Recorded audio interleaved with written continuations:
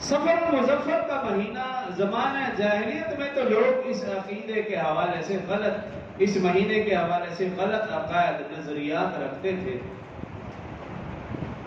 اب تو زمانہ اسلام ہے، 1450 سال گزر چکے ہیں، لیکن افسوس یہ کہ آج بھی بعض لوگ، بلکہ بعض نہیں کہوں گا، یوں کہوں گا آج بھی اکثر لوگ اس مہینے کے حوالے سے اچھی آراء نہیں رکھتے۔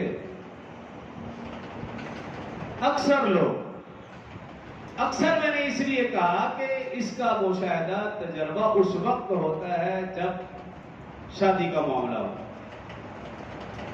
آپ پاکستان میں کسی بھی شادی حال میں چلے جائیں، جا کر آپ پوچھ لیں، وہ کہیں گے محرم سفر ان دونوں مہینوں میں کوئی شادی کی بکنگ نہیں۔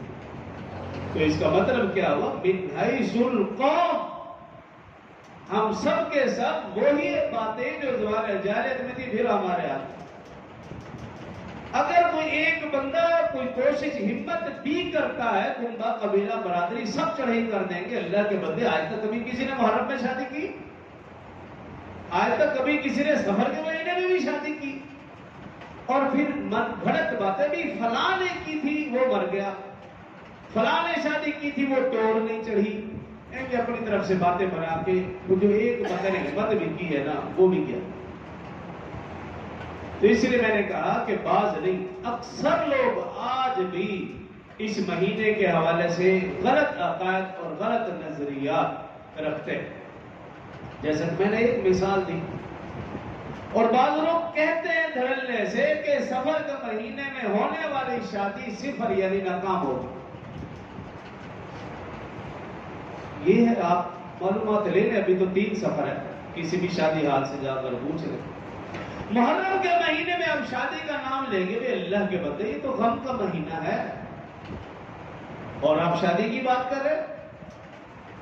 اگر اس طرح دیکھا جائے تو شاید کوئی دن بھی ایسا نہیں جس میں صحابہ کرام، اہل بیت اعظام رضوان اللہ علیہم اجمعین کی شہادتیں نہ ہوئی۔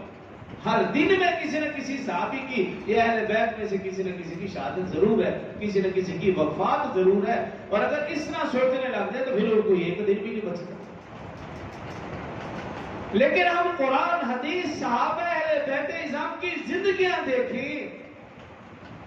اللہ نے قرآن میں، رسول اللہ صلی اللہ علیہ وسلم نے احادیث مبارکہ میں کسی ایک دن کے حوالے سے بھی نہیں کہا کہ آپ فلاں دن شادی نہیں کر سکتے۔ پورا قرآن حدیث کسی ایک دن کے حوالے سے بھی ممانعت نہیں ہے۔ اور پھر رسول اللہ صلی اللہ علیہ وسلم کا اپنا طرز عمل دیکھیے، آپ کا حضرت صفیہ رضی اللہ عنہ سے نکاح شادی محرم میں، حضرت عثمان رضی اللہ عنہ کی شادی حضرت ام کلثوم جو کہ رسول اللہ صلی اللہ علیہ وسلم کی صاحبزادی ہے، ان سے نکاح شادی محرم میں، حضرت علی رضی اللہ عنہ کی شادی حضرت فاطمہ رضی اللہ عنہ سے محرم کے مہینے میں ہوئی۔ اسی طرح کچھ رسول اللہ صلی اللہ علیہ وسلم کی ایک شادی اور ہے، وہ سفر میں ہوئی۔ صحابہ کرام، اہل بیت اعظام کی بے شمار شادیاں، نکاح ایسے ہیں کہ جو پتہ چلتا ہے کہ سفر مظفر میں